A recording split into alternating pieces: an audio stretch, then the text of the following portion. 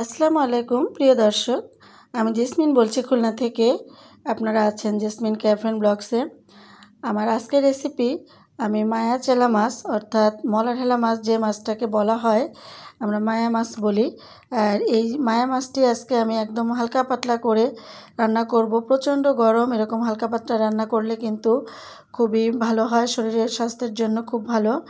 তো দেখে নিন আজকে কিভাবে আমি এই রান্নাটি করছি।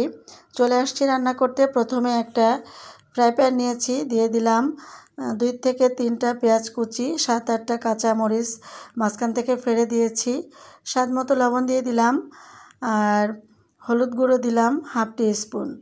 এখন আমি সাদা তেল দিয়ে দিচ্ছি 3 টেবিল চামচ মতো। একদম হালকা পাতলা মশলায় এই রান্নাটি আমি করব, কোনো প্রকার মশলা নেই বললেই চলে। আর এই গরমে কিন্তু আমরা এইভাবে হালকা পাতলা খাবারগুলো আমাদের খাবারের টেবিলে রাখতেই পারি, তাতে করে আমাদের স্বাস্থ্যের জন্য ভালো আর মুখে রুচিও আসবে। যেহেতু সব সময় কিন্তু সব কিছু ভালো লাগে না, আমরা অনেক স্পাইসি ফুড খেয়ে ফেলি, তো মাঝে মাঝে এরকম হালকা খাবার খেলে কিন্তু মুখে রুচিটাও চলে আসে।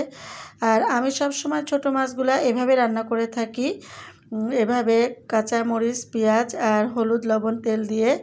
আর কোনো প্রকার মশলা আমি দেই না। অনেকে অনেক রকম মশলা দিয়ে থাকেন, তো আমি কিন্তু কোনো প্রকার মশলা দেই না। এটা আমার চাচি শাশুড়ি আমাকে শিখিয়েছিলেন, এত ছোট মাছে কোনো প্রকার মশলা দেবে না, মাছে কিন্তু টেস্ট আসবে শুধু মশলা ছাড়া রান্না করলে। তো আমার ঝাল পেঁয়াজগুলো ভালো করে চটকে নিলাম, যেহেতু হাতে মেখে রান্না করব, তো হাতে মেখে রান্নাটা কিন্তু খুব ভালো করে হাতে মেখে নিতে হবে। এখন আমি দিয়ে দিলাম 1 বাটি মায়া চেলা মাছ। আর এই মাছটা কিন্তু নদীর মাছ, নদীর মাছটা হলে অনেক টেস্ট হবে। আমি ছোটো মাছগুলা আগেই বলেছি এভাবে রান্না করি, তো আজকেও ঠিক সেভাবেই রান্না করছি। দেখে নিন, থাকেন আমার সাথে। ভিডিও ভালো লাগলে একটা লাইক দিবেন, শেয়ার করবেন, কমেন্টস করবেন, আমার পাশে থাকবেন। তো আমি এখানে 3টা পটল আর 1টা আলু কুচি করে দিয়েছি। একদম শুধু মাছ রান্না করলে কিন্তু খুব বেশি একটা টেস্ট আসে না, সামান্য কিছু তরকারি দেওয়া যায়। এখানে আপনি শুধু আলু দিয়েও করতে পারেন, আবার ঝিঙা দিয়েও করতে পারেন, আলু বেগুন দিয়েও করতে পারেন, আবার পটল দিয়ে তো আমি করেই দেখাচ্ছি। তো এই মাছগুলা কিন্তু এরকম পাতলা পাতলা করে সবজি কেটে রান্না করবেন, খুবই ভালো লাগবে।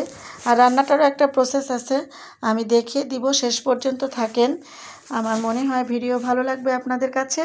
ভিডিও ভালো লাগলে একটা লাইক দিয়ে দিবেন, যারা এখনও লাইক দেন নাই। আপনি যদি আমার চ্যানেলে নতুন হয়ে থাকেন, আমার চ্যানেলটি সাবস্ক্রাইব করার অনুরোধ রইল। পাশে থাকা বেল আইকনটি ক্লিক করে দিবেন আমার সব ভিডিওর নোটিফিকেশন পাওয়ার জন্য। তো আমি কিন্তু খুব ভালো করে হাতে মেখে নিচ্ছি, এটা যেহেতু মাখানো রান্না, হাতে মাখা রান্না, সেই জন্য হাত দিয়েই আমি মেখে নিচ্ছি। আর এই লক্ষ্য করেছেন কিন্তু আমি এই তরকারিতে কোনো প্রকার লাল ঝাল দিচ্ছি না, আমি শুধু কাঁচা ঝাল দিয়ে রান্না করব। আপনারা আমার এই নিয়ম মেনে রান্না করে দেখবেন। আপনারা রান্না করে আমাকে অবশ্যই কমেন্ট করবেন, আমার বিশ্বাস যে আপু ভালো লেগেছে। তো এখানে হাত ধোয়া পানিটা একটু দিয়ে দিলাম, খুব বেশি পানি দিব না, যেহেতু পটল আলু তরকারি খুব বেশি শক্ত না, আর মাছটাও ছোট। তো যতটুকু, এই কাপের আমি 1/2 কাপ মতো পানি দিয়েছি। এখন আমি সরাসরি চুলায় দিয়ে দিব। কিভাবে শেষ পর্যন্ত রান্না করব আমার সাথে থাকবেন। তো আমি চুলায় বসিয়ে দিয়েছি, এখন ঢাকনা দিয়ে আমি হাই ফ্লেমে রান্না করব 10 মিনিট, তারপরে আবারও আপনাদের সামনে আসব। তো এখানে আমি 5 মিনিট রান্না করেছি হাই ফ্লেমে, এই যে এভাবে বলক উঠে আসছে। তো আমি আবারও ঢাকনা দিয়ে আরও 5 মিনিট অপেক্ষা করছি।